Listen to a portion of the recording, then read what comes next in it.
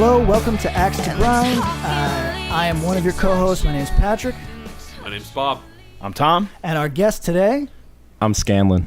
Scanlon, what is your pedigree? Why are you on this podcast? What is your first name? My first name is John, by the way. Okay. What's your middle name? Joseph. I'm a John Joseph. So you're Irish. You're a little Irish? Yeah, I'm Irish. John Joseph Scanlon. Yeah. What's your confirmation My name? confirmation name is James. Wow. Triple J. Yeah. Why are you on this podcast? Tell us your bona fides here. I'm a promoter on Long Island. I've The promoter on Long Island. That would go as far to say. Sure, that works. I've done a fest before. I put out a record or two. I have a hand in a venue, so I'm like got my hands on a bunch of different things, and I just like hardcore. So that's And why your I'm on age? I am 26. And today you're here not just because you're an interesting person, but there's a specificity to our podcast today. Welcome. This is a hardcore podcast. Today we're going to be talking about hardcore festivals. You might be surprised if you are not a musician or not part of the hardcore Illuminati that this is a touchy subject. Yes. This is a thing that people get punched in the face over, or threats on their DMs. Do not send us threatening DMs. We are talking about things that are opinion-based with no... to be totally frank with you, this is an episode that I can say there is no axe to grind on my part. Yeah, when was the last time, like, say, Self-Defense played a fest, like They a played hardcore fest. fest? We actually You played fest. I'll get into it, but Okay. but I wish all the fests the best of luck, but we'll get into all that. The format of Axe to Grind is that we speak a lot of truth. We also speak a lot of opinion, and if one of our opinions is maybe colored by something in our past or beef, Personal experience. just a strong distaste that has something to do other than the merit of the actual piece, we say, I got an axe to grind or I'm grinding an axe. That's how you know that we know our own biases. So let's launch into this. Two men in this room have done festivals. Bob, you've done a fest? I have. I did Sound and Fury Festival from 2006 to 2009. Were those the first years? Yes. So you created Sound and Fury? Yeah, Wait. Sound and Fury was started by myself, Sean Riley, and Todd Jones. And Scanlon, you have done? I've done two. One was just a straight-up hardcore fest called Vengeance Fest, which right. I had Tom play. How many days? It was just two. Okay. I also treat it as more of just like two bigger shows. It wasn't like an all-day thing or anything like that. Like that. And then the other one I did was I did two called Mixtape Fest with my friend Jake, who works with me, and it was more of a mixed bill. Fest. Yeah. Yeah, okay. Yeah. All right. Was there a California version of that, too? Did I make that up? There was. Were you involved in that, too? No, that was just Jake, and I forget the other dude's name. That was like a little bit before That my wasn't time. Christian Cleanser. Was it Christian McKnight, was it? No. No. Yeah. That's Okay, something Christian else. did help with Long Island Fest a little bit, though. Okay. So we asked people to hit us. Now, a lot of the fests do put it out there, hey, hit us with your suggestions, and sometimes they mean bands. I know Sound and Fury does like a more open, tell us what you want out of this fest, and that can include like, better access to toilets or, tacos, whatever the hell. So the fests are pretty receptive, I think, to at least the idea of offering your opinion. How much weight do you think they put in those opinions? So honestly, I speak to Riley at Sound and well, Fury. it's different. Yeah, I think. Wait, what? Me? No. But like how much, like when you see people that have like, Tell us what you want. like give us your top 20 bands you'd like to see. How much of that shit's actually? I know Riley does. Okay. Yes, I mean we were I'm- doing and that- I'm not bespoke, No, we like- were doing that in 2007. The And second you year go, of the oh fest. fuck, dude, we got like 87 votes for. No, but Lights out. Let's no, get but them, it was whatever. more just information collecting and seeing what people were into. Okay. I would say the biggest thing to me was, when we started Sound and Fury 2006, I was 24 years old. Wow. And so was Todd, and Riley was maybe a year older. But we always said if we were booking Bob Todd Riley Fest, the lineup would look a lot different. And it would not be as appealing to more people, wider which is audience. fine. And that hasn't changed as we've gotten older. It was more like a checking out the room and being like, oh, what's this band that got 5 votes that we haven't heard of? Let's check this out. Right. Oh, let's check this out. So we would check all that out. And, I don't think I'm revealing any recipes, but it was more just about information. And it's, Sure. getting opinions of as many people as you can. And it's like I was saying, it's not just the band thing though. I think the bands, like, that's what makes you want to go, but your overall experience is what makes you want to come back. So Right. like, because once a fest is established, in my view, people are then start. It's a thing. It's a destination. And it's a destination.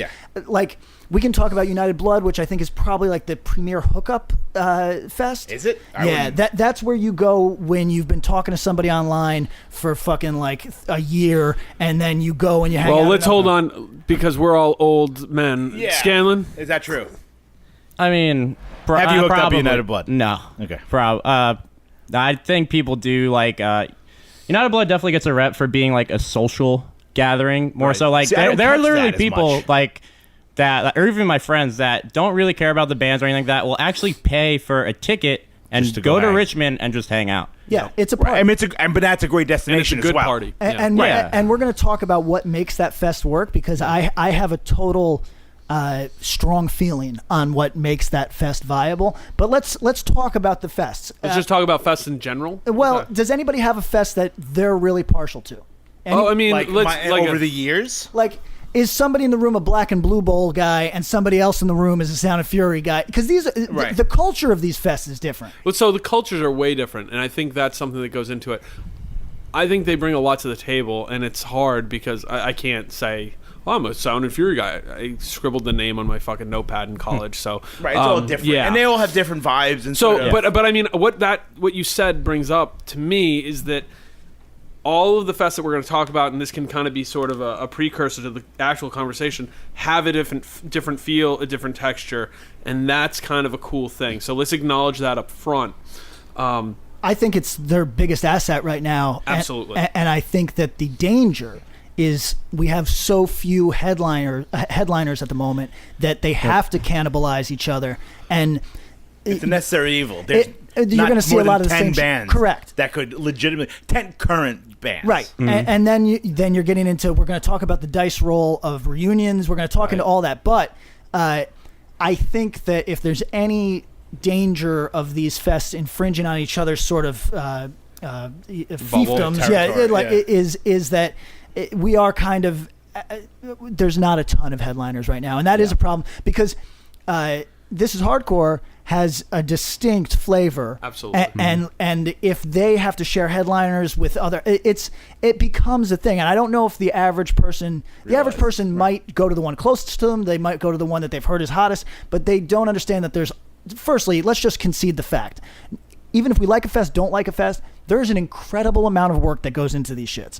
Like on a level that Probably 363 days worth of work to correct, go into it. correct. And for sometimes very low, very low returns. Yes. And Or some big returns because some people, I mean, there's got to be some kind of return on your One thing I investment. definitely don't want to do is be math magicians on this podcast because, as Scanlon can probably tell you, as soon as you start booking shows, everybody wants to know about your numbers and this and that. Yeah. And It's I don't interesting. think, yeah, it is interesting, but it's really interesting if someone goes, "Hey, oh man, it's a 3-day festival. You're charging $50, and there's like 1,000 people here.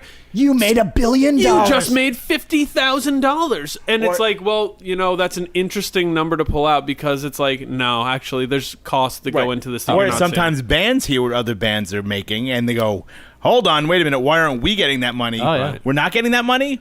We're not playing anymore. Yeah, that just happened. I mean, I don't care about calling them out. They're like 40-year-old men. They're not going to find 40, me. they're probably Yeah, fucking 50. But yeah, basically, this band called Infest was supposed to play FYA. Found out how much their friends were making, and seeing. we're just Chain of like, Strength. Chain of Strength.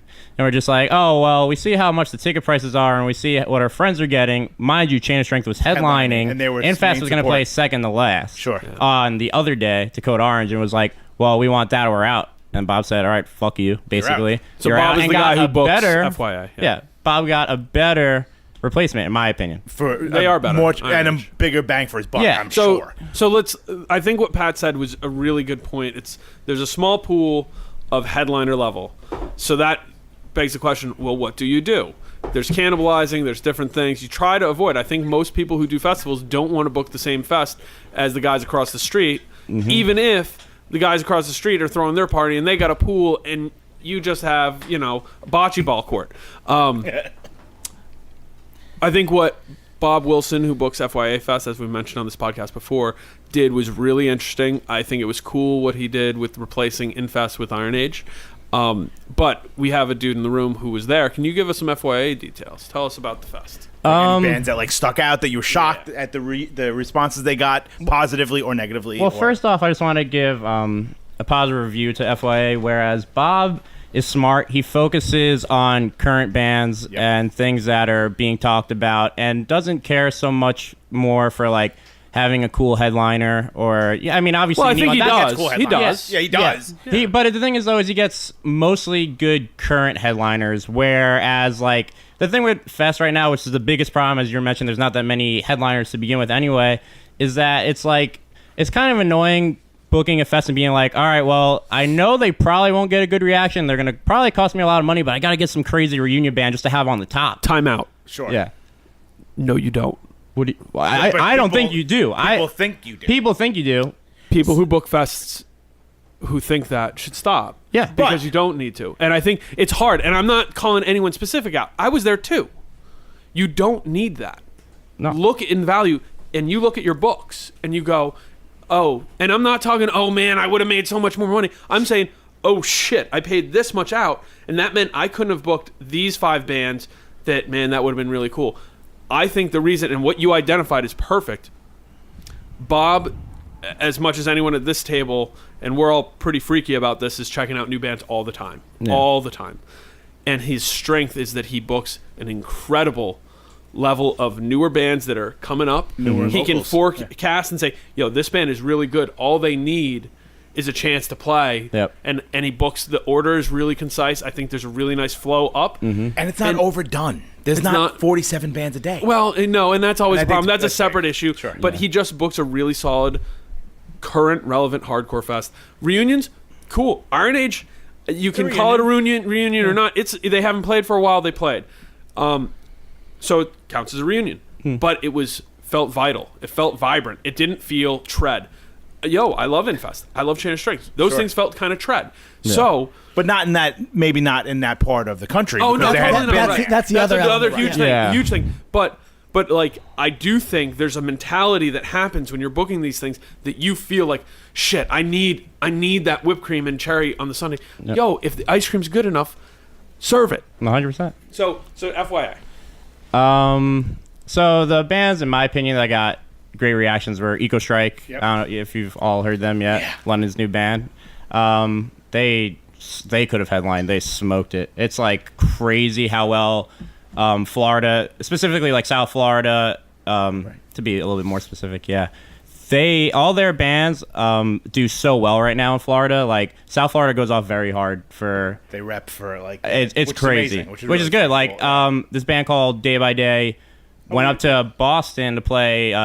America's Hardcore. Right. And literally, I'm not kidding you. I think the Florida kids like counted. There was like 80 of them that flew up just for the fest. And like we were saying a couple of podcasts ago, how insane listen, that reaction was. This is not me taking a thing away from Day by Day or from Vane. But if you want a cheat code, young people, onto how to make your band pop, get your friends to act like lunatics. You bring 20 of your homies and you have them be the wildest dudes and young women or whatever, Blind Justice at United Bloodlust, right? Because then everybody goes, I want to be part of that, right? Yeah. They obviously don't know like that you like live next door to this. And why do they want to be a part of that? Because it's fun. Everyone else is having fun. I want to be part of that too. Yeah. Correct. So cheat code, get your homies to come. And go off for your friends' bands. Yeah, good call. That's like to be honest, like this band from Long Island, Jukai. That's how they got like pretty popular, is because they would fill a van and a bunch of Long Island kids would travel, and like their Long Island sets themselves were always crazy, but it was all like their friends and stuff. And then that's what really put them on like the map, because like and Bob kind of gave them a cut, like an in before a lot of other. Well, what I was gonna say, when they played the first FYA, like. Literally, like 30 or 40 Long Island kids just went down there and just like made sure to that they had a good set and all that. So it definitely helps, you know. So FYA, good sets. Eco Strike was great. Right. I don't really like them that much, but this band played their last show. It was Elegy. It's not really my style. They They had a great set. What was it like? What's the band about? They're kind of like a vegan straight edge. Yeah, band, vegan like, straight edge. Florida band. vegan straight edge. is what I- I'd say. but like they a like- Day of Suffering kind of like Yeah, metally. they go for like more like the European like hardcore like like 8,000 Archangel, kind of yeah, arcade, 8,000 sure. stuff. Yeah. Okay. Maybe not that hard. I actually I liked the last thing that they, whatever that thing Okay. was. I thought. And And it I was know their they last went show. through a lot of shit Wait, because and they they- made the comments. Yeah, what was about the- how Oh, that was easy so it dumb. She was basically saying like it's a redundant statement. It's crazy it has to even be said, but I'm just gonna say it like it's really not that hard to be straight edge or vegan, and that was it. She was like, Yeah. "That's all I'm gonna say." And what did it get blown up to be, Tom? Just kind of like no. It was misheard as kill yourself if you're not straight edge and vegan. And right. yo, what I did we didn't all know say? that, We but- all said, you know what we all said? Cool. I'm not vegan. I am straight edge. I don't care. Right, I if she love said the that, fuck conviction. yeah. If I walked into a room and it was the dudes from No Redeeming Social Value, Like if you don't drink 40s, you should kill yourself. I'd be like, fine. yeah, I'll still hang out. I think like I'm Let me watch what you're gonna say next. right, exactly. Yeah, who cares? I love provocative. I love that shit. I love it. I don't And give you know shit. what? It's true. I if love- you want to be vegan, you can walk down the fucking street. It's not like you know what I mean. It is. I mean, as a statement, no, it's not. Like, Not a but She's not saying anything that's out of bounds. no, that you're but like, you know what? At this exact moment, somebody in the room said, "What about the migrant farmer that can't afford the vegan shit?" yeah, And Do whatever. you think that's happening at honestly, FYA Fest? No, that's a good Yo, point. you know Let's be what? The realistic. conviction of saying it, and I like what she said. If she had said, "Kill yourself if you're not," I'm with it. I don't Do give a your fuck. thing. I So don't give so a it fuck. got heard, Fair. but that set was crazy. Yeah. They're a South Florida band as well. I don't know exactly where I they're don't think from. South I think they're from Florida. Florida. They're from They're Florida, Florida, but I'm sure. not really too sure. Vane, of course, had a great one. Trying to think of like more of the current bands that had a really good one. Abuse of Power did really well. Awesome. Yeah, I think Very they're a cool band. Iron Age obviously had a really good set. I sort of felt bad; they had a lot of technical But difficulties. people were during the telling set. me that was it. It was wild. That was Yeah. that the biggest set of the weekend? Eco Strike, right? Probably Ego Strike, honestly. Wow. Who was main support for Chain the night before? That was. Why is that escaping me right now? I'm just For curious. Chain.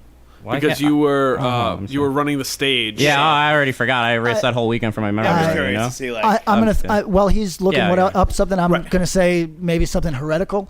I don't understand how like a young person gets into Iron Age. I think like Iron Age. We're gonna say something real right now, and this is not a knock against a good band. You know what I mean? We'd all agree Iron Age is a good band. Absolutely. Yeah.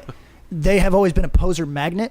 Is it true or untrue? No, untrue. I would fight that. I would. Really? Do you think they were the predecessor to Power Trip? I think I think Power Trip would sounds say just they like- are. yeah, no, but- it doesn't sound like it. I Power think Trip it's is very similar. different. It's got the whole like Best Wishes Chromax vibe. It's really interesting. Go ahead. Tell me. what Okay, it is. so I actually like some Iron Age and dislike sure, some sure, other totally. Iron. But it doesn't matter. I'm just saying that for a moment they were the band that people professed to like, but you really could not figure out. No, they didn't they're come see them. that is true. I think I'd make a distinction between they're the band that people would yell like, "Oh, I love Iron Age, I love Iron Age," and then you go see Iron Age, and it's like, "Oh, there's not a lot of people in this room," or "Oh, there's a lot of people in this room, and not a lot of people actively into it or interested." Yeah. And I mean, I saw Iron Age early. Those dudes, big credit.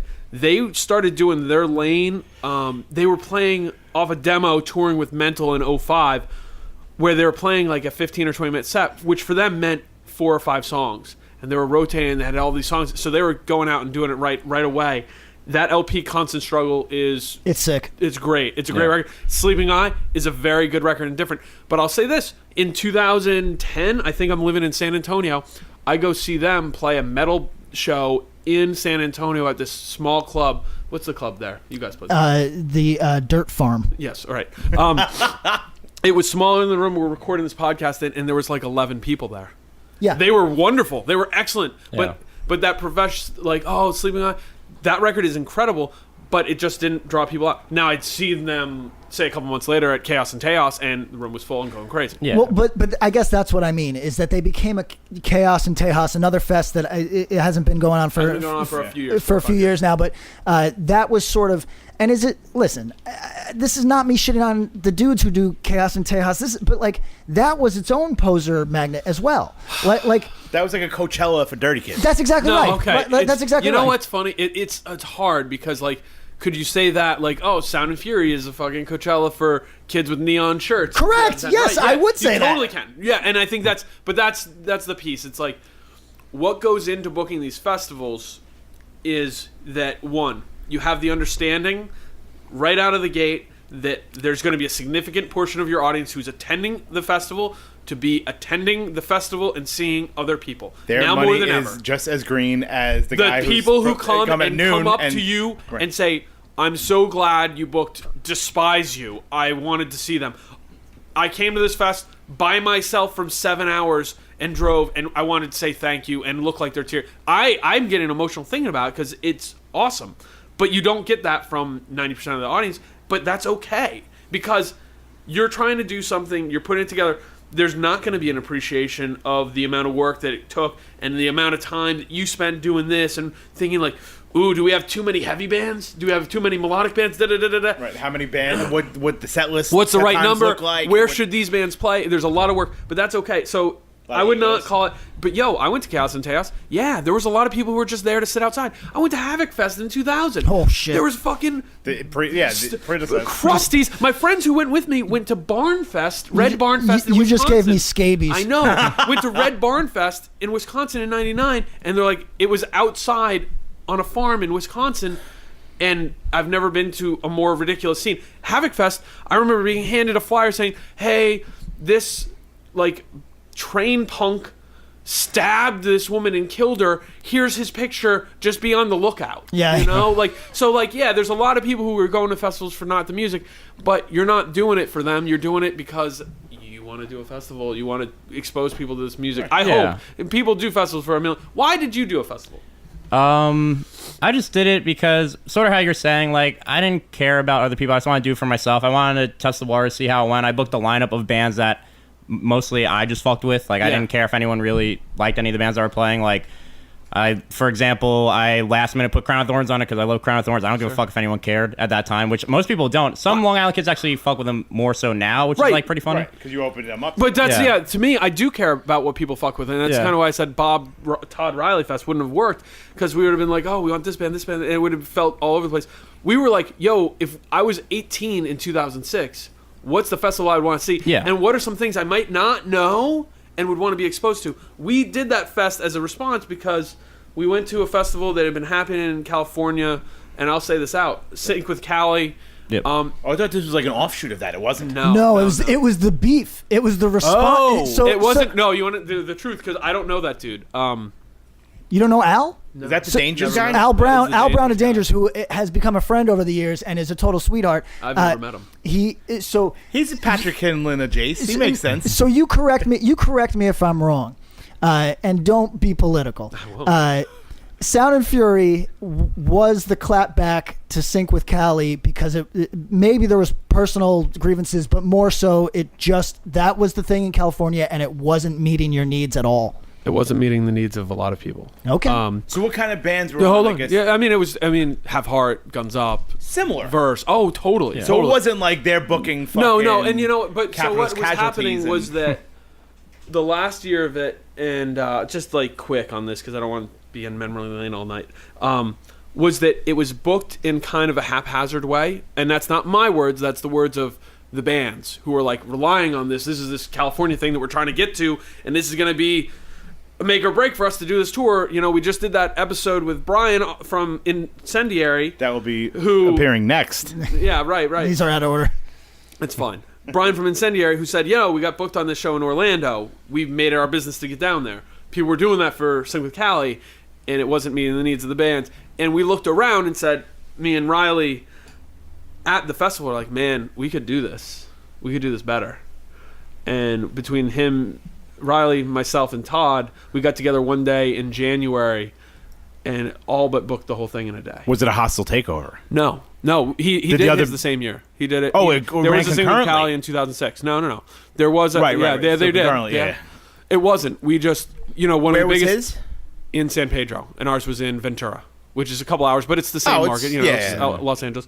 But one of the major complaints that bands had was that, hey, we're trying to book our routing here, and a lot of them are bands who were doing it themselves at the time, but they were still trying to get it done a couple months in advance, and they weren't getting answers till 6 weeks out, It- 4 weeks out. Like that as far kind of as like thing. when they were playing sort of stuff. Yeah. Like if, hey, they, you're on if Saturday. they were playing, maybe. If they were. Oh, fuck that. I will say that I played Sync with Callie, and it was a more casual vibe. Which year did you play? We like literally jumped on. Like Yeah. we You also played Sound of Fury. we did also play Sound of Fury, but point is that like this is actually what Bob is describing is how the origin of so many fests is. Right. I went to a fest, I wasn't feeling it. I think I can do better. And I'd gone to a lot of other fests that I thought were great. I mean, Positive Numbers Fest gets talked about. Yeah. Uh, It should get talked about more. Yeah. Wilkes-Barre, the Fading from memory. Right. It yeah, should. and that's okay. Rapidly fading from memory. Right. It was a great fest. It was a great fest, and it was well done, and it was probably more diverse than people remember it for being, because Yeah, it does kind of fit into this, like, oh, this is just kind of these bands. I remember it exclusively as Bridge 9. Yeah. shit. And it was a lot more diverse than that, and it kind of... I think United Blood was an offshoot of that became even more diverse. United Blood stopped, started in 2007. So Right, not like that it was an offshoot necessarily. Yeah, but kind no, of they like kind of it's- continue the it's- tradition, because one of the they guys have who founded God's Hate it... next to fucking playing. Eventually, I think they diversified, but Yeah. so did, I mean, I think Positive Numbers, if you go look at those lineups, there was a lot more diversity than people will acknowledge it for, because it was born out of festivals that were going on in Wilkes-Barre before that were like borderline like emo sit-down shows. Yeah.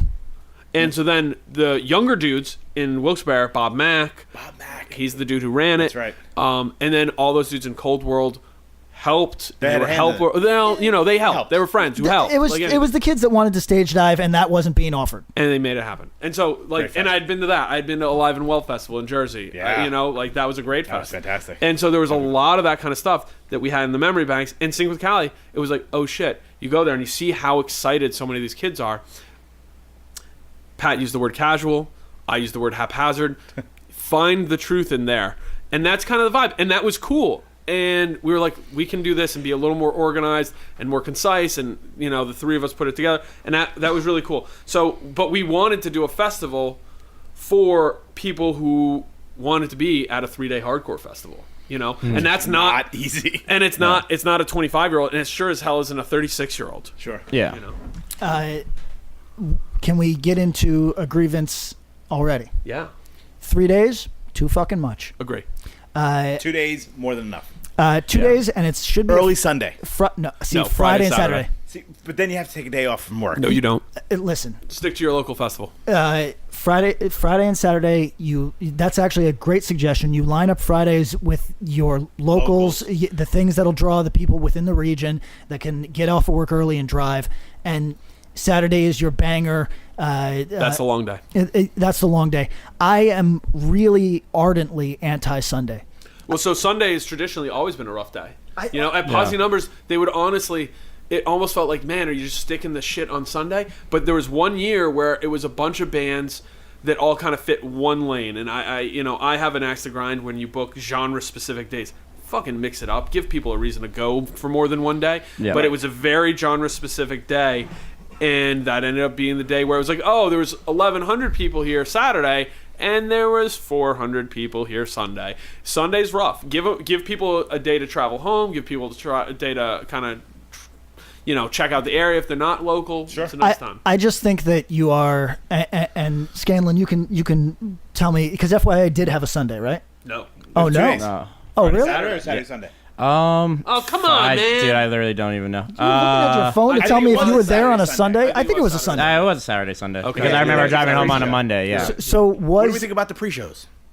as a thing? Yeah. I like pre-shows. I like Absolutely. pre-shows and I like after shows. After shows, I like the side things because it gives you the chance to engage with the festival, even if you're not able to engage with a 12-hour day of hardcore. Also, it's worth saying You got that work on a Saturday. You go to the after show. bands tour together, and there might be a band that is a perfect fit for the main festival, who is on tour with a band that is not a perfect fit for the main festival, Right. and that band is best serviced by playing to their crowd who do not have to in a small room, who do not have to buy the weekend passes but are still bringing in income for the festival, doing a sideshow, a after show or whatever, instead of trying to wedge them on or telling them to fuck off. because I find the telling them to fuck off. I've been in this position. I find the telling them to Sucks. fuck off is low class. Like I've had to do it, and it's rough. yeah, Right, I'm across the country. Can you throw me a couple? yeah. bucks? What are you doing? Had Yeah. to do it, Help and me. it's rough. So, quick thing here, because we're talking about a couple, what we're basically advocating for. We really like the Sound and Fury modern era format, where they do a Friday, Saturday, or a Saturday, Sunday, Yeah, like Saturday, FYI Which and is Sound fine. and Fury are kind of in the same boat on this, and then doing peripheral before show, after show, pre-show, so that are kind of option. You opt in for those if Sure. you want them. But like, what is the argument for the 3-day festival? What is the argument for it? Please give me that. If there is one. Like, this is hardcore. They do a 3-day thing. Well, I I'll used to say do this. 4, but Four, now four. 3. Yeah. Well, but you know what? I'll make the argument that you do get a lot of people who are traveling a long way. Oh yeah, there's Yeah. Japanese. Like Right, yeah, so it's pulling a lot of people. So giving them more than 2 days, if it's just 2 days, it Yeah. might hurt the draw. It might be like, but they come there and there's a lot of spots and a lot of people. Dude, how many people are knocking on This Is Hardcore's door to play every year? A lot. Yeah. I mean, in some respects, until the resurrection of Sound and Fury, which I think competes, though not in the exact same space, I think that it was undeniable. This Is Hardcore was the premier. This should give you some idea. Bands that don't fit the quote unquote vibe of This Is Hardcore, we're still angling to play it because it was and is maybe the biggest platform. So it is.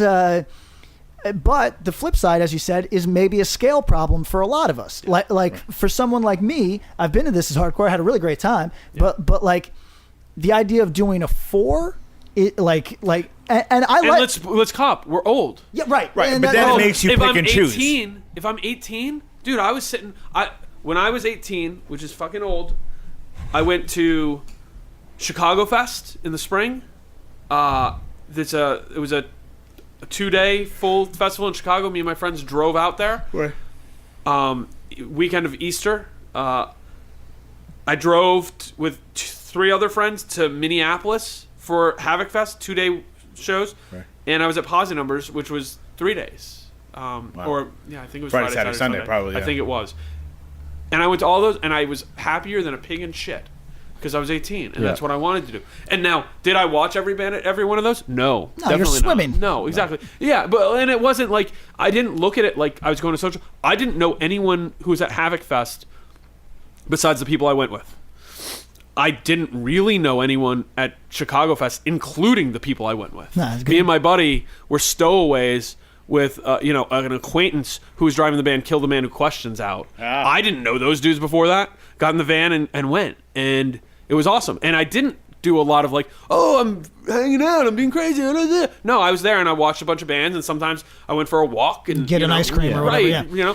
But do you think the volume has an adverse effect on a lot of I do. bands? Like, I mean, Sure. all right, as an older person, or even, Scanlon can even talk to 26. this. We like 26 you. years old. Young. You're a young man. Do you if you're looking at a 4-day festival with 100 bands on it, how many would you say you'd actually go into the room and watch? 25%? I'm gonna respond on like 5 of the topics that were just covered because Sure, you guys were just Yeah. speeding. But to answer your question first, I always thought it was weird when kids, even my age right now or younger, would pay to go to a fest and not really watch a majority of the bands. I might be an odd man out where I try to watch almost all of them because even if it's like a band I don't like on recording, I want to give them a chance live. Check a song or two out. And Yeah, it's cool yeah. to be the odd man out and check that shit out. Yeah, because like I said, even with like how Saying United Blood Vibe has that like, we're just gonna hang out, watch a couple bands, whatever, which is like fine, I get it. But if I'm paying money to go down to Richmond or wherever it will be, and I'm paying money to get in the festival, I want to watch as much as I'm getting my money's worth. Right. I actually I filmed one year of United Blood. Like I just brought my camera and just like filmed it. My friends couldn't believe I sat through every band, and I was just Right, like, like I'm here for the fest. I want to see you wanna everything. do Right, that the for fact music. that like Sonny pulls that off. Oh, yeah, it's blows crazy. my fucking mind. Well, that's we got to get his head tested because that is like way too much. Oh work. yeah, I don't know how he does it. Way too So much keep work. going. But so like on the 2-day versus 3-day thing, it's like you're right with the volume. It's people that are traveling far, like there's like people will always argue like there's way too many fests. Like we can get to that topic a little later, and Sure. I totally agree with. But it's like there's definitely spots that don't have these fests and don't have fests that are reputable enough, as sad as to say, to get some of these bands. So like Joe Smart, he'll do like, yeah, like, okay, 4 days. To like you guys and even myself, it's kind of like too much. Like I've been to, this will be my 11th as hardcore if I go this year. And I've actually been to every day. Like I haven't missed a day. Holy fuck. Right, but now how many times you like wake up in the hotel? It's Well, I left. noon, I left right. early last year on Sunday. Like I was Right. like, I can't do this. Like it's a little too much. Right at 25. Yeah. Right. But At the time, yeah. like you're like there are people that are traveling from like super far, maybe in different countries, and are just like, if I'm gonna pay so much to be there, I definitely want to see as much as I can. So But that's you where want get to see 4 the or city 3. or sorry. Yeah. Yeah, go ahead. Do you want to see the city? Like if you were going Yeah, that too. to Yeah, there's Chicago, some- like the there- Rumble. Right. You Sure. want to check out fucking There's a Chicago lot. and not spend 18 hours. I don't know in who's the trying weekend. to. I don't know who's trying to hang out in Philly really that much. I'm just. I mean, Or Chicago. We're, Bob we're, Wilson we're, shot we're fired. in New York. We're all shitting on Philly. Yeah. Yeah, I mean, So let's rewind just a second. Yeah. This is gonna be your 11th. yeah. So you've been going to This Is Hardcore 2008 since you was my were- first one. And how old were you? 15. 2008. I was fucking Jesus Christ. Summer. 17. 17. All right. Well, actually, it was the summer, so I was 16. 16. Wow. So like that's a part of your life. Yeah, it's like a lot of people sort of laugh when I say it, but yeah, this would be my 11th. This is hardcore. This would be my 10th United Blood. Wow. And I was fuck. lucky enough to like keep going, and like I had friends that wanted to go. My first is hardcore. I can't even believe I got there in 2008 because it was literally my friend's mom just happened to be like, oh yeah, I'll drive to Philly and hang out for 3 days, and we're like, okay. And then she did the same thing for United Blood, which is like, yeah, I'm gonna drive to Richmond and hang out in a hotel for 2 days. So you She can go definitely to- got secret boyfriends. maybe it's possible. Getting plowed out. Yeah, find out. Check some pregnancy tests. All right, so when you think about this, do you think there's a lineup that This Is Hardcore or United Blood could roll out that you're like, nah, not going? That's the depressing. Oh, okay. I thought you were gonna say something totally different. I sort of jumped the gun. No, like I said, like Because I don't get the vibe that you're I going think- as a social thing. I don't get the vibe. Hell no. that you're- I honestly like. I'm just like a real deal hardcore kid. Like if I'm going to a fest, I'm going because I want to see bands. Like I like sort of can't stand people that go there for like the like. There's I had an argument with people like talking about United Blood a couple years ago where like. It was like United Blood versus some other fest, and they're like, "Oh, well, the vibe of United Blood is so much better." Blah blah blah. And I'm like, I don't give a fuck about. Well, I mean, the vibe does count, believe me, and the Vibe vibe matters. counts Vibe matters. a lot to a lot of people. Like if you're not just like in the same head like mindset as me, where it's like I just want to see bands, and you, like you want a location, you want to. I get the vibe. But you'd thing. rather see I get the vibe. thing. bands in a cool spot. Yeah, I get the vibe thing. The But if venue I'm thing, going, but like yeah. I said, Right, yeah. though, You're like, talking about the social vibe. yeah, like if I'm going to a fest, I'm going to like see the band. I don't care to go hang out. Like honestly, I'm a weird dude. Like even if I'm at a show, I always try to just be by myself. I'm just trying to enjoy it. Like I don't like my friends are there. I'm just chilling in a corner, just watching. I enjoy my conversations with you at fests or shows, but we end up talking about music. Yeah, so, yeah. But so, and I will say, I'm not throwing shade at anyone who is going for social reasons, but everybody's different. Yeah, everyone's So there's basically no lineup because you're gonna just be curious to see what's out there. Well, the thing is though, as I'm getting, it's funny because I'm only like 26, but in hardcore that's old, I guess, to a lot of people. Oh, Jesus Christ. But I mean, not to say it around you guys because I mean, sorry. Come on, but man. like there were probably like even last year, like I was saying, like I honestly only wanted to go like 2 of the days. I just ended up being there for 3, and then Sunday I was still there, and I just left early. So I feel like there probably might be a day I might miss or something. Like now I'm starting to pick and choose, but I give this hardcore and Joe so much credit because he's probably the only fest that can get these like crazy kind of reunions that are like, all right, he always gets at least one thing I need to see each day, and I'm like, God damn it, I hate him for that because I don't always want to keep going every day, but it's like I gotta go and see it. Whereas like United Blood is like kind of more so where it's like I think they're also good at the current vibe, kind of not. I think FYA does a little bit better. No offense to like Braces or anyone in Richmond. No worries. But no offense made by any of this. But yeah, I like United Blood can still have like a mediocre lineup, and I'll probably just go because that's the one that gets like the vibe from me. Where it's like I don't care about vibe. Like I said, I'll watch the bands, but I just know the responses will be good, Yeah. and that's what I want to see. I want to see bands like kill it, kind of thing. Right, you want to walk away and be like, holy shit, that Yeah. that Blind Justice thing with people beating each other with fucking pool Yeah. noodles. That was fun. And it helps that like 50 kids go from Long Island every year, so it's like there's always a ride situation. There's always right, people. and stay there with. is there's a It's vibe and there is a social aspect to it, but that's just I'm Yeah. going to talk about United Blood now in terms of scale and why I think it is the right sort of fest for me. Mm-hmm. Now, musically, that's not my fest, right? I think it's probably closer to your fest than you would imagine. No, It's not. no. It will. Well, maybe Youth Crew Pat, but no, there is no. There is that Youth Crew Pat exists in Posse like a Pat is bizarro. That's not a real thing. So United Blood, perhaps musically is not exactly my lane. But what I like about that fest and what I enjoyed about a fest that got like mixed reviews, but I thought was actually same thing I liked about it was the one in Seattle, Rainfest. Oh, yeah, I like Rainfest. I like Rainfest. They pick a room that will be filled no matter what.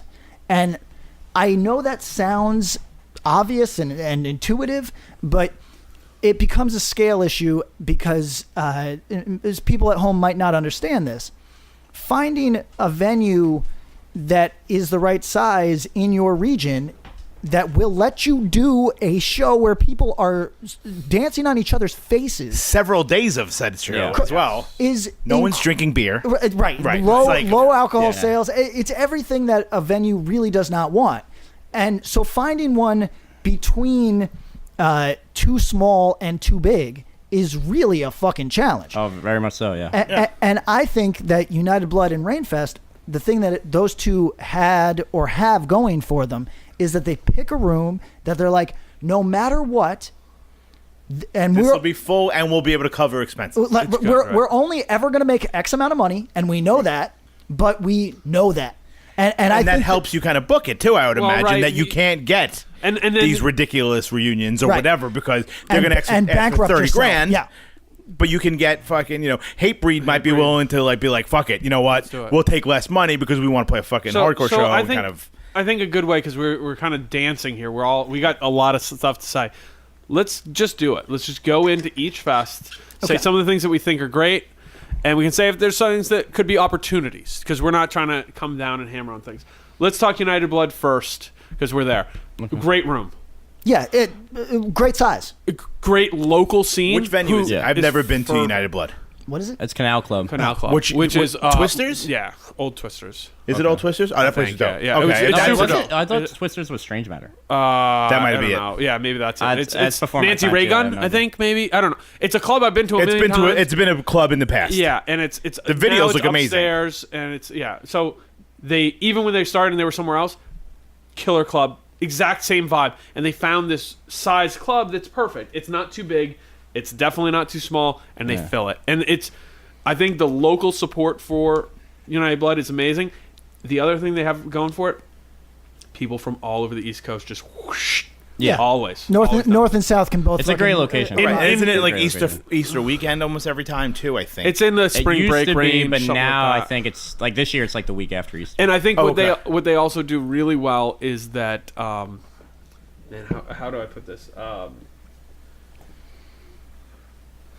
So before United Blood, Richmond wasn't a place that people from say Long Island, New York, New Jersey would go to. Maybe you go down to see Down to Nothing record release show or something. But even before that, before Down to Nothing and that group of people, Richmond wasn't a destination for Northeast hardcore kids. It is now. right. People go down there for the weekend to hang. Yes. Not for that weekend, for any random weekend. Right. No, there's a people show. move down there. Right. Oh, yeah. I mean, there's people might not. Maybe this isn't the thing that's popping right now, but there was an actual migration Yeah. to Richmond. Right. I know Like, like Jaycox still is down it there. was a There's place that bunch of- people yeah. went. I'm actually trying to move there and like at the Look end at of the that. summer. Look at that. Really? Yeah. Whoa, breaking Long Island, news. man. Somebody Shit. better step up. no, No, I- Scanlon, you're in trouble. No, he's still I'm working. still gonna He's book still shows working. and Okay. just So- go down there. I think we all agree that the things that it has going for it are things that we all like. Any knock against it, or room for improvement, as you said. Room for improvement. That's soft words. Scanlon.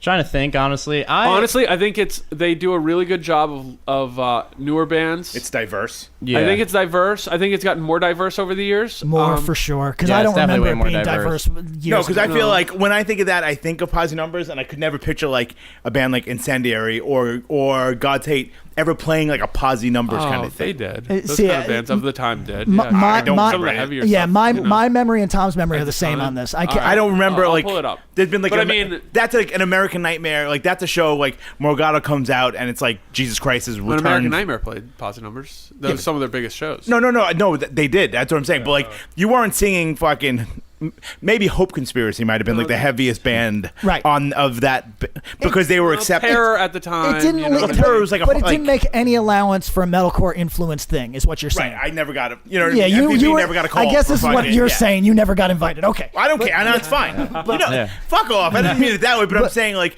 I feel like United Blood is a lot more like you can have God's Hate next to like a fucking a fast hardcore band, like next to All right, so Breakaway, here you next go. to this, next to Agnostic like Front, Blacklisted, Blood Clot, Champion, Cold World, Comeback Kid, Crime and Stereo, Death Threat, Desperate Measures, The Distance. I could go on. British John. It's a lot of that. So that's 2004.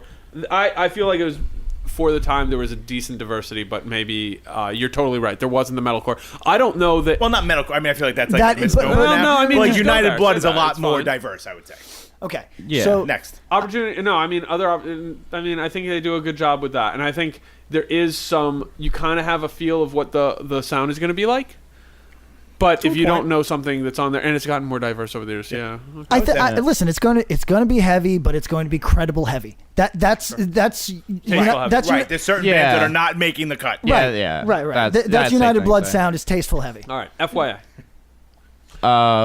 What about it? Like what I like about it? What's good? Like I was saying before, I just think Bob's really good at getting current bands. It's very hard right now, I think, in hardcore to pick what's actually going to do very well, because hardcore now literally changes. Like it could change like A year to week. year, right? Like six, Yeah, six they could months. do smaller. Like here's the thing. Like all right, so here's this band that put out this great release. Everyone loves it.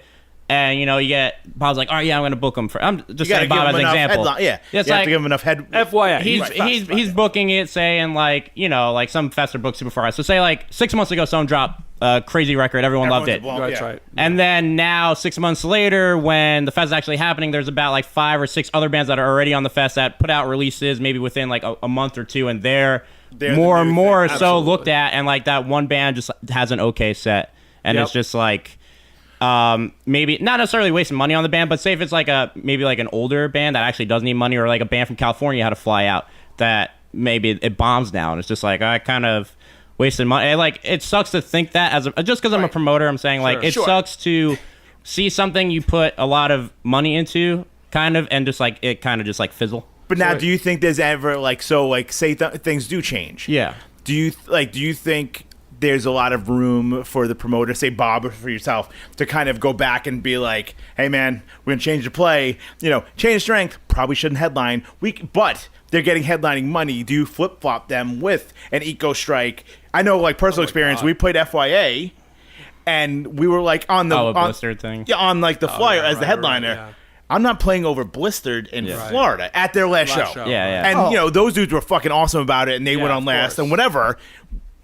But I mean, like, we had the wherewithal to be like, I'm not like offended that we don't get to headline. We'll play in the middle. I right. don't give a fuck. But I wonder if certain bands are like, you're giving us X amount of money. We're a fucking legendary fucking legacy band like Chain. Are they willing to open for fucking whoever? There's a lot of bands that aren't willing to do that. Right, That which have I- it right totally. to their. Why do you want to be Chain, embarrassed? Chain probably wouldn't have done that. Like, And the band that played before Chain was Earth Crisis, Oh, and well, they who had- did a lot better than Chain. So I mean, And they're having a renaissance, which makes me very happy. Yeah, a lot they more are having people a are. Earth renaissance. Crisis, They I'm psyched are on having a They renaissance. deserve it. So I mean, to me, what's good about FYI, I said it before, excels at the new stuff. Excels. Yeah. And local. And local Local new and stuff. local could No, be local to meaning North everything. Carolina. And I mean, I think United Blood does great. I think most of the festivals do great with it. I think almost all really try to have that local thing. But what is so interesting is when a fest like FYA blows up that local. Yeah. Knee deep. Nobody should really know who that is. Yeah. Right? Like, No, I straight totally up. agree. Like they haven't gotten out of Florida. I don't think. Right. Nope. Right. They played North Carolina once. Good. And it was North Carolina. That's right. But good. But they're a band who now people know about. Pat was like asking about them the other Yeah. day. I got people on my timeline being like, "Give me a 3 knee deep shirt." You Right, know what I mean? right, With- right. It's also a band that's like how you're saying, like it's crazy that Bob was. Like, I'm not gonna just say it's all because of Bob, but it's crazy that a band that played a fest like blew up kind of thing. They didn't have any recorded music. That's It right. was just all strictly Florida kids, and like it's kind of a band. Like if you listen to it, like not that many people should like it. It's a very niche kind of sound that's like somewhat kind of funny too. Like, I mean, I love all that shit. Like, I love dumb beatdowns. I'm like super into that stuff, which is like pretty funny. But I'm not saying they're a beatdown band. But I'm just saying like there's some elements like there's like what is it, like a machine gun being shot during during one of the songs. Yeah, it's just like it's over the top. I don't think we need to dance around it. I think they would cop to the fact that it's lowest common denominator with tongue in cheek. Yeah. Oh no, they're like the only reason why I give them credit too is like when you talk to them, like I love the singer. They get it. They get it, but they're not like, it's weird. They're not trying too hard. Like, because there's some bands that just try too hard to sound like a certain thing or rip off a certain style when it's like the person doesn't make sense to be playing that. Like, like the singer's like, I don't want to, like, he just like, the way he speaks, you can be like, all right, yeah, like this dude should be in like a ghetto ass band. Like, that just like sounds that dude like definitely owned the machine gun that was on the mosh part. Yeah, or like, I don't know. He's just like, it just, their personality fits it. So, FYI excels. So maybe instead of talking about what fests could do great, because we're kind of hitting the same points, what can we learn from these fests? So FYI, United Blood has the room. The room, I actually prefer the old venue they used to do it at, Alleycats. Yeah, Alleycats, that's right. But it was like, I get it though, it's like way too small. Like, it's like, if you're down in, like, because it had a balcony. You've been there, right? Yep, absolutely. Had a balcony. It's a little weird. It's like, it's kind of sucks because, you don't have everyone down in the main room. And you have people just like looking down at you. But like, when you're in that main room, it's crazy. And that's what I like. It made for some crazy photos. Yeah, it's just, amazing it's stuff. scale. Scale. FYI, finger on the pulse.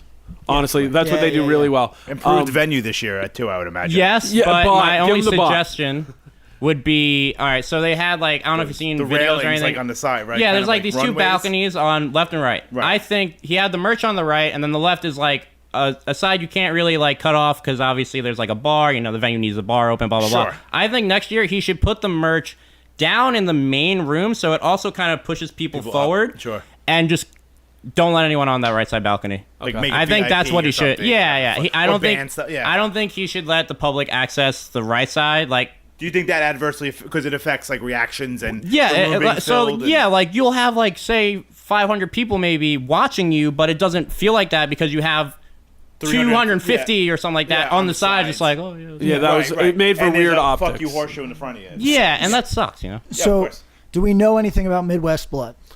I think it's for young people in regional, Midwest, and highly it's sold regional. out like 6 months in advance, so they're doing something correctly. It's a very regional thing. Midwest Blood, like, it's not something that I think a Northeast kid would see or like anyone from the East Coast and be like, oh, I'm traveling to that. Because like, here's the thing, like how I was saying there's a little bit too much fest. Like, I respect people from like a part of the country that doesn't really get a lot of tours or like doesn't have like a crazy hardcore scene, and they just like make a fest and like build their own thing. Right, like they did that in Oklahoma, right? They did like the Flyover Fest. Oh yeah, they did something like that. Yeah, because there was like integrity. There was a fest fest in Arkansas too. Right, because because you're not getting Integrity's not coming to fucking Tulsa, Oklahoma, unless you book them on a festival. Yeah, and I totally get like doing your own festival. Yeah, but yeah, Midwest Blood is like not to be mean, but like if you're from the East Coast, you're not gonna travel because it's mostly Midwest bands that like maybe we haven't heard or just like won't necessarily care about. Like, who are the two headlines? So Knocked Loose and it always used to just be like Expire every year, and then like it would switch off. But do you like any of those bands? Huh? Do you like any of those bands? I like the first Expire 7-inch. I didn't think it was that bad. They play like my friend's basement, and I was like, oh yeah, this is pretty cool. And then it sort of like kind of died off for me. But I mean, they got bigger. Yeah, I give them credit though. They got so many kids into hardcore. Like even if I don't fuck no with axe to grind. Yeah, no axe to grind on them at all. But the fest. So you brought up. No. Oh, yeah, it is. Yes, it is. Oh, it is? Okay. Is it Louisville or Lincoln or whatever? No, Spinelli's is like that weird pizza spot that's in the base. Yeah, it's a really it's not weird there. Thing. No, it's definitely not there. But it's in a big it's not even a big venue because I think it sells out apparently at like 300. I could be told which they like, sold out in like a week or something. Yeah, it always sells out. But that's a perfect regional fest to me. Is 300 and make it insane. Like make it a venue that doesn't honor a fire code and just like fill Knocked Loose should not be playing in this room. Right. Like make people remember it. Right. So I'm looking at this lineup, and I know some of the bigger bands.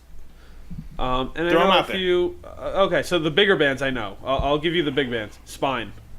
Everybody know them? Yeah. Yes. Are they one of the bigger bands? Yeah, they're. But now they played like FYA. Yeah, it's crazy. They're headlining the pre-show Thursday. Yeah. Friday is Bent Life. We know them. Midwest. Yeah. World of Pain. San Diego. But a Midwest sensibility. Right. Let's be frank. Saturday. Knocked Loose. We got Knocked Loose. We got a TBA secret thing. And then God's Hate, we got that Cali vibe. Got it. Yeah. Stone, we got that Midwest. new expire, Detain, Harms Reduction record. That's it. Ann Arbor Core. So then going Grand through, Rapids. But when I'm going through the rest, and I think we all are pretty deep on this stuff. I wouldn't recognize 2/3 of this. I know it. Yeah, I'm looking at Throw me the recognize opener. Well, Openers, Constraint, No. Contrast, No. Wolf Piss, Good name. I want to. Yeah, I'd like to like them. Transgression, Devil's Den, All right, so you know what though? Those are all the local bands that we're telling Fest to throw on. Decline, Nesh, Lethal Contact, Inclination. yeah. Well, here's like the point I was making though, where like, all right, so someone from the East Coast, like who has United, like East Coast is super spoiled, has United Blood, has this hardcore. They see this lineup, Has America's Hardcore. where the headline, Black and yeah, I Blue. mean it has so many different things. It's So anyways, really go ahead. Sorry. So you see, like the headliners or like the top tier bands is like God's Hate and like Like Knocked Loose. yeah, but it's just like wow, it's crazy. Like to me, it's like it's crazy that those are the bigger names because like you have United Blood and this hardcore where they're throwing like these crazy names at you and. You get But is that important? yeah. I mean, that's in one sense. that goes back to Well, like not even getting the big not reunion. Even, not even yeah. reunions. I'm just saying like I'm not even saying reunions. I'm saying big bands. Knock Yeah, Loose like is bigger mid-tier, than yeah. Knock Loose bigger than any band we've talked about so far. For right sure. now? Oh, Knock You know what Loose I is mean? probably bigger than They're- any current hardcore band except for maybe they're definitely bigger than I Code mean, they're Orange as and big they're as definitely Code bigger Orange. than They're as maybe big as Turnstile. Power Are Trip. Yeah, Knock absolutely. Loose is huge. Huge. Like bigger than those types. Oh yeah, they're right there, man. Yeah. And that's Holy not, shit, I and had that's no not idea. just. It's just that they are in a like the Adjace category. You Yeah. know, they're in, an like, the entry stick level. to your guns. Yes. Yep. Yeah. Yep. I didn't Yeah. realize I knew they were very. I big. mean, somewhere at Stick to Your Guns, Comeback Kid, when they were really popping, like this crossover where Right. there's kids who like Code Orange, obviously, like Yeah. they also like Knock Loose. There's kids who like Turnstile and also like Knock Loose. Yeah. So it's hard. Wow. But I mean, I wonder if Knock Loose is from Richmond. They might be a different story. Well, right? yeah, they that's the have, like, thing. the hometown push. That's the thing is, are I'm you trying to saying think- I'm like, trying to think about, are you like- asking if hardcore kids would be more into it if they were from Richmond? Is that what you're No, saying? I'm not saying I hardcore think kids. I'm less. saying East Less. Coast people from the East Coast. Yeah. Oh, okay. I think I I'll think be. they'd be less involved. Like if they were a New York band, people would be like, "What the fuck Yeah, is this?" 100%. Yeah, I'll be right. honest. They'd Like be playing Yeah. like shitty fucking. Pay No, and play I think shows they, and, I like, think they built themselves on that Midwest love, and they really built up to a really big level. the Midwest kids identify with it. Yeah. They Yeah. put it on for them, it man. means something Yeah. to them. All right. Yeah. So, So Midwest Blood, what do we like about Midwest Blood? The local love. yeah, that's it. I'm down I with don't that. know a thing else about And I it think except that that others it's putting, do it really putting well as locals well, on. but they really put it on. We don't know much about you. Come out, get at us with some info about Midwest Blood. Yeah, I know. Detain loves that shit. Has a good time. Right. Yeah. Okay. Damage City. What do we know? It's way too punk for me. I didn't recognize 4/5 of the bands. The lineup has definitely gone down a bit in the recent years. It's definitely more punk oriented. I think the lineups were stronger a couple years ago. The previous year wasn't too hot for me, and then this year's like it's got some like pretty decent like punk bands on and stuff like that. But Who are the the two, biggest like- problem right now is that it's the same weekend as United Blood, which is like United Blood's hour not even away. announced yet. Oh, it is. Okay. Same United weekend. Blood's not even announced yet, Is but it you still know the it's gonna same weekend, April 5th? Yeah, Did this they is do the that second last year. year, This is the too? second year They they're did, doing and that. it was really I a bummer. remember that. Did It it have was a like an bummer. adverse effect on? No, it didn't affect United Blood. Might have affected DC. I don't know. It's You're two saying, different- I think you're giving an opinion. Please give an opinion. I think that it did impact it, not in a United big Blood, way. or- Yeah, I think they both impacted each other. I mean, they're And there was- divergent enough. There's divergent enough in the lineup, Yeah. but I think that might have been where it impacted it. Well, here's I'm going to offer a different thing. I think it may or may not have impacted the actual people in the room, like amount of people. What I think it does is it splits that scene in an unnecessary Yeah, way. it separates That's them. correct, Yeah. and that's where the thing is it's kind of like making you choose between I'll go to Damage City, I'll go to United Blood. If I'm 18, I want to go to both. I want to See, be able to go. but that I think is But I don't think That- Damage City is on the 18-year-old. no. I think Oh, sure. I think Oh, yeah. I think different, it- different United 18-year-old. no, not different. But I agree with. So I half agree with Bob. Yes. I think that there is maybe me at a certain age, maybe me today actually. I would want to see bands from both. Yes, and so let me Yeah. give you a quick thing because I think I see where Pat's going here. I'm going to read you some of the lineup from one of the fests: Free, Enforced, Substance, Abuse of Power, Distort. With a Z. Yeah. What fest is this? That's probably the Yeah, Diamond City. that's Damage City. I'm saying that's But damage. those Some are of all the bands bands that play crossover. United Blood. Those are all bands Yeah. that could play United Yeah. Blood too. Yep. But and maybe some will, because Yeah. but they're going to figure it out. But they're having to do that dance because what my heart is always in for is kind of what Pat was saying. What I think everybody in this room, I might not know, and I know this one, Rashomon. You would like them, but it's a great demo that came out last year. But you might not know it. But if you were going to see Free and saw them play before, excuse me, if you saw them, you would be like, oh shit, that was cool. Yeah, you get into and you'd it. be exposed to it, and you might go to this. But if you're making people choose, they're going to choose on party lines. Yeah. Right. Yeah. That's what I don't like about it is that like that partisanship that it fosters is ultimately not good for Anybody. not good for bands. I like forget the kids for a second because I'm in bands. Right, so does I'm- that preclude Free from playing United Blood because they're playing? Well, hopefully the day not. And they before? probably figure it out. But I mean, I Nah. don't think either fest would kind of like draw a Ultimatum, line in the right. sand. Yeah. No, but if you separate them a month, which don't get me wrong, we don't want to micromanage anybody's No, fest, no, right? no. So like I don't know what the fucking details are here. Right. But if you separate them by a month, you might get every regional kid at both. exactly. So Yeah. so let's not come down too hard on Damage City for this because United No. Blood's on the same weekend. It's like It's guys. actually United Blood's fault. Well, fault's irrelevant.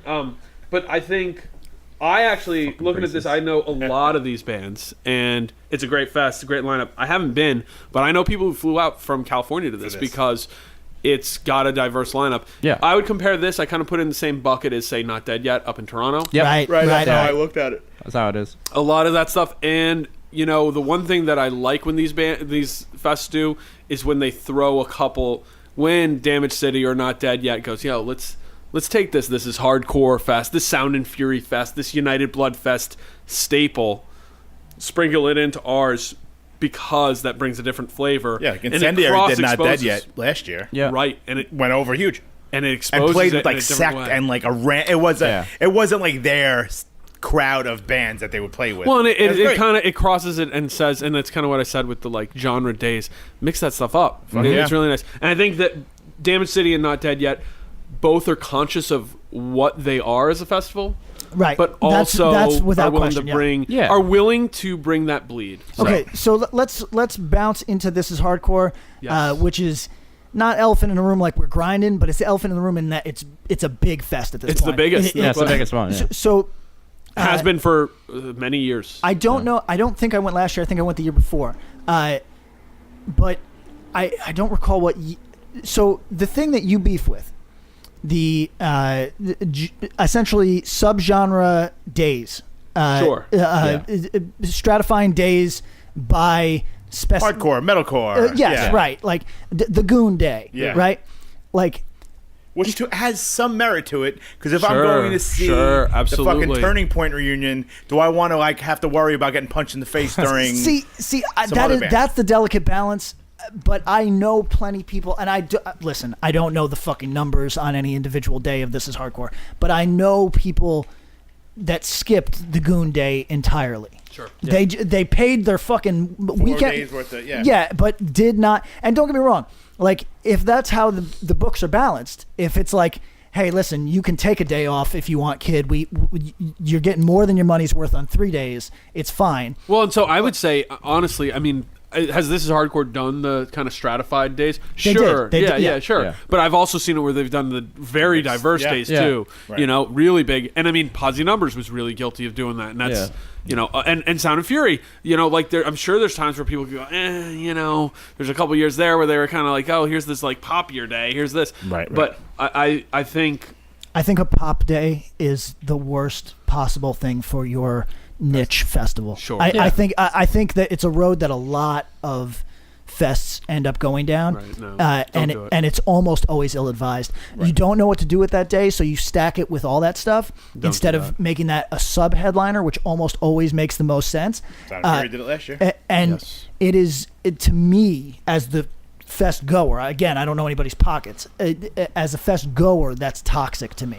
I don't like your pop day is of no interest to me, and that's fine. I'm not everybody's consumer, but I mean it actually actively makes me less inclined to attend your festival. Yeah. Period. And I think the piece to me is when you are booking a band who is say you're booking a hardcore fest because that's what we're talking about, and you're booking a band who's pop punk or indie-ish or whatever. Like Turnover's a good example. We did it with Self Defense years ago. We looked at it and said, okay, this is a palate cleanser. This is something where we're going to give somebody, and now for something completely different. Right. And I think that you get that in different formats and different fests. It's nice to have a respite from. Right, and just right. And that's something we always took a huge value, and we're like, that is cool. And I like when people do that. Now, when you group them all together, it's just clusters. It's to me, it's like a clot, not a gathering. Yeah. Well, that's the exact reason why I left early a Sunday this hardcore is because it was literally like. You're not trying to see Shelter at 1 o'clock in the morning on a Sunday? Well, here's the thing: is I actually kind of wanted to see Shelter. I love Shelter. But the thing was, though, it was like Shelter's on I this don't week's, even know what kind of genre playlist. to say it. It's like. It was like Wisdom and Chains and H2O and like Murphy's Law and I like So old H2O. man hardcore. It's the old man stuff, On a sing Sunday along night on is a Sunday night, fucking and it's just like recipe for disaster. I want to get home I and go to Philly. Okay. I mean, from Philly, I just want to go home. It's like 3-hour drive, whatever. So yeah, I think it's definitely not in the best interest when fests do that and try to make specific days. I get why they do it though, because you always have the idiots that are like, oh, I'm not gonna waste money to go see only one band on this one day, and then but there's this other band I want to see the other day where it's like I'll do that. I don't Sure, care. you will. You know, And that's what I People will definitely. I mean, I knew that's what people I do that it. literally just went down for the Shelter day. Yeah. No, I did too. Just I for think that. I think you You get in know? trouble with that, but that's just kind of a manner of philosophy for gotta any get 'em sort in of the door. festival with Yeah. it. And to me, I'm always of the mind all right, I want to make it so that there's at least you like this kind of band. There's at least 2, 3, 5 bands on this show that on this day that you got to see, Right. and they're not. Instead of it being all right, 12 bands Sunday, here they are. Right. And Yeah. 10 of them are this sound. I'd rather it be 2, 3, 5. You have to cluster them mix together it a up, little bit. and you have to balance it. Exactly. That's what you gotta And do. so balance. But I will say this: one of the biggest things that I really do, I appreciate it greatly that This Is Hardcore does. It's an international festival.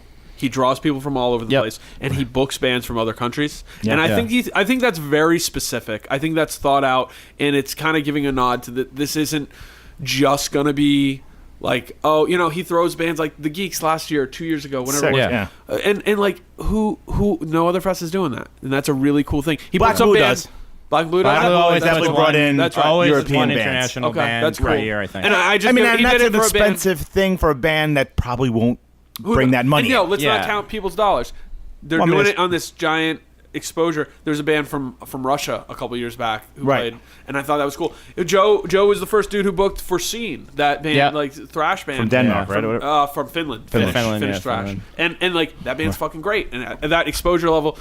So I will call This Is Hardcore the International Fest because he gets a lot of people from all over the world, and that's just awesome. attendees It and really bands. is like a melting pot. This is my only. It's not a knock yet. It's just an apprehension. It's like a nervousness. The only thing I can equate this to is watching some of these young rap acts, not the fucking ones that we talk about, the SoundCloud ones, but the kids with guns. They're 17-year-olds with guns, and I get nervous. Now, I have a similar feeling about This Is Hardcore because Black and Blue might have the highest contingency or highest number of criminals in one room. Right, like the concentration of The highest concentration of Yes. criminals in one Yes. room. Sure. But nobody wanders into that not knowing that it's going to be the right, highest and concentration. no one is going to do something stupid, Correct. knowing the person next to you could have you beaten. Correct. Right. And that's to its benefit, even if it's kind of a precluding vibe. Not everybody wants that at all, right? Right, but the bands they book, for the most part, Appeal to that crowd, get it, and are comfortable with it. Everyone knows what 100%. they're getting into. Right. No one's rolling in there. This Is Hardcore Yeah. occupies a strange space where there is some of that, but and don't get me wrong, this is to Joe's credit that it's not just criminals, right? No, not even No, close, yeah. but at that volume, you're gonna have some criminals, and you're gonna have a lot of just. I guess what I'm civilians. saying is Sound and Fury last year was the most harmless fest I've ever been to. Like, Is that a positive or a negative? I think it was a huge positive for that specific. Sound and Fury banks itself on being harmless. Yeah, So people will come back and feel comfortable. like But last. some of those dudes running that shit are no joke. Well, yes, that's None true. of us were. Yeah, no. But here's the thing. Okay, real quick. No, I'm not saying anything about those dudes. It's cool. This is trust. This is nobody on this podcast testing anybody's gangster. No, on the front. please. But what I guess what I'm saying is, Sound and Fury last year was the most diverse crowd that I had seen at a festival in terms of gender, in terms of everything. It was just a really and that set. It was a positive vibe. Everybody got behind it. It was cool. It seemed joyous. Right. For lack of a better term, watching the videos, I was like, this looks awesome. There's a This joy looks and a like passion to it. Right. And so it's palpable, and you can from see the bands it and from in the kids. You can see yeah. it's not like, check out my move, I'm going to punch somebody in the mouth. Right, but- It's just fucking everyone having a ball. But I want to offer a crazy opinion on that. Go. I personally fall more on This Is Hardcore vibe. You want the danger. I'm not a criminal. But I grew up at shows that are criminals. That were somewhat criminal. I mean, this is what hardcore is. We lock ourselves in with felons. Right, and so to me, I'm comfortable in a This Is Hardcore environment. I'm good with this. Black and blue is a little much for me, to be honest. But I love it. But Hometown advantage. What I'm saying is having This Is Hardcore has enough of that element that I'm always nervous that there's somebody who doesn't get it. And that, Okay. and But I feel like that's pervasive in Philly and Boston. You always feel like something crazy might happen right now. but it's a bad kind of crazy for me. But maybe because in New York, I'm spoiled because I know New York people. Right, And well- I don't feel, but I feel like I've gone to, not fest, and just go, some dude in a Dropkick Murphys hat can punch me right now. I don't really know what's going to, I just feel like there's always that palpable sense of something crazy might happen, while maybe New York has kind of been neutered because of the influx of non-New Yorker. I don't know. I seen think some crazy what's shit. I mean, I think I'm not saying that in a bad way. No. There's a Bob there's just an slowly walked away from his microphone. yeah, that Homer Simpson Yeah. meme fading into the bush. I just don't want I to see anybody's believe- fest get shut down because of some stupidity, and I worry even though it's believe not my that fest to worry about. Everyone I get in that. charge of the festivals is very much in control of that element, whether you feel it or not, and that would definitely not be an issue. In any of them. At any no of one's them. fucking- At any of them. I think and the people- that feeling is kind of also just kind of plays into the bands that are booked, and last year it was a joy. We'll say Sound and Fury had. Sound and Fury will say has a joy to it. Yeah, That's when I real- call it harmless, that's not a knock. It was Right. actually no. it's- Harmless is a very kind thing to me, and it's inviting, it's inclusive, it's welcoming. Right. And it's not to say that This Is Hardcore isn't those things. You walk around This Is Hardcore and you see people who, many of them have saved up their entire whatever bullshit Allowance. mop money that they've got To go to to go this. do this, and they are having a great time. That said, This Is Hardcore. You got that East Coast grit. Right? Right. Yeah. You got that almondy dirt level. And there's You got that. There's you got not a that. beach down the street. No, right. And Sound and Fury embraces the beach. This is be foolish hardcore not embraces to. the street, Yeah. And it's ponies not and cheesesteaks. And but I think that feeling is a feeling, and that is when you talk about the vibe, that's kind of where it all plays in. Wow, we could talk about this for a long time. Yeah, It's only a part one, clearly, because we have more. Yeah, we might have to do a second part of this, but Scanlon, we appreciate you coming. Is there anything we got a few minutes? Is there anything you want to expound on? I'm trying to think. Well, I just wanted to touch on one thing too. I understand what you're saying about this hardcore vibe. I mean, I've I said, I've gone there. This will be my 11th year if I go, which I'm sure I will. I've never felt nervous. I've definitely gone to shows and felt straight up scared, especially in New York at some certain shows. I know Tom was saying, he doesn't feel like it's as scary because of everything's kind of new. There's still some sketchy ass shows that happen, but I feel Such like. as? Okay. I'll get into it later. But I feel like people that are at this hardcore that might be more on the more intimidating side sort of know not to do anything dumb there because of the parties involved. They don't want to ruin something, and they don't want to get on bad. you don't want to be. You don't want to be the asshole that got the fest shut down. I think it's greater than that. I think it's not they want to do it because this dude or this dude. They don't want to do it because they know how important that festival is. Well, that's Yeah, not yeah. important. You want to be the guy that ruins 3,500 people's I'm not. time? Listen, I'm not trying to jinx them. I'm just saying you got a lot of dudes with poor impulse control in the same fucking spot. That's all I'm Yeah. saying. And so, whatever. Is there anything that we're going to do a part 2? Yeah. Do we want to say what came out that we're how's everybody feel about that Twitching Tongues? I actually love it. I don't know what I think about the video yet. Love the video. I Love think the it's video. a little ridiculous, but I think the song is great. The chorus is huge, and I'm psyched. If that's what the record's going to come out like, then I'm really fucking stoked. That's awesome. It is. Yeah, I think the song's good. I like it. It's definitely a step up from the. Even actually, they were like. I know the previous record gets shit on all the time. There's some and good like, songs on there. Yeah, no, there's some Yeah. good songs. I mean, they're my friends, so I can say whatever. Yeah. But like, yeah, like they even know like sometimes the last record gets shit on. But I think this song was great, and the video, yes, it is. It kind of is a little too much, but that's Twitching Tongues now. They just embrace that they're like Right, goofy, if like they they're don't give going a shit. for it, yeah. I mean, Colin shows up in a fucking robe and a mask, like true. they don't give I mean, a there were shit. certain things like when he's starting, his like brother is like kind of slowly edging off a screen. It's Yeah. a little gaggy, but I like it. Like yeah, it's I a think gag. the song. I just hope that doesn't adversely affect. I don't think it will. I think The people song? are. You don't like- I think people are with this so far. Listen, here's my. We're with this, but I'm saying like here's my gauge. Joe metal guy out there. Oh, you're that's saying like, like Oh, that? no, but like if Oh. you're seeing this on fucking Headbangers Ball, whatever the fuck, whatever that thing is. I think they're in. I think they're. And the song is fucking great. And listen, Yeah. I ran this by my girl who is younger, and before I finished, I said, "What'd you think of that?" She said, "I thought it was awesome. I love the song." She didn't watch the video because YouTube generation, Videos don't exist. you put Yeah, that on yeah. and it just plays in the background. Right. But she loved the song, so I think So it's that great. I think Yeah. that bodes well for them. To be honest, The chorus is huge. Yeah. It's got Yeah. a great mosh part. you're big on that chorus. It's fucking really catchy. Do you have an opinion on it, Bob Homer Simpson, the mic again? No, it's fine. Okay. I didn't. It's not for no, you. No, right.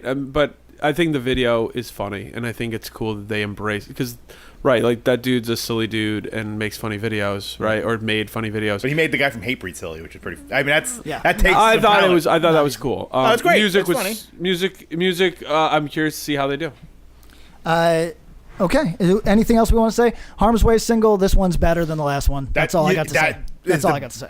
I thought That's the a good- first single that's what I from this said, too. record was the best Harm's Way song that I've ever heard. I take that back. The second one is by far the best. Most Because up to interesting this point, you haven't been a Harm's Way dude. No. No. First one I thought was okay. Didn't excite me. And I still think that was better than their usual input, like output. This second song I think is pretty strong. I think fucking it should have been the lead fantastic. single. Yeah. Okay. Very interesting. Because we're tight for time, we'll do other things later. There you go. Bye. Yeah, and Everybody be we'll good. do a part 2 of Dear Fest. Yeah. We'll Thank you- probably thank shit you- on some more. Thank you so much to our guest, Mr. Scanlon. Thanks for having me. Vengeance Fest. And yeah. our engineer today, Sean. Yes, thank you thank very you. much for your patience, and also Thank you, his roommates his and- beautiful partner, who has been patient, and his roommates who stepped out. And their wonderful dog. And their Jasper. wonderful dog. Shout out Everybody to Jasper. have a beautiful night. This has been Axe to Grind. Thank you. Thank you. Thank you. Thank you.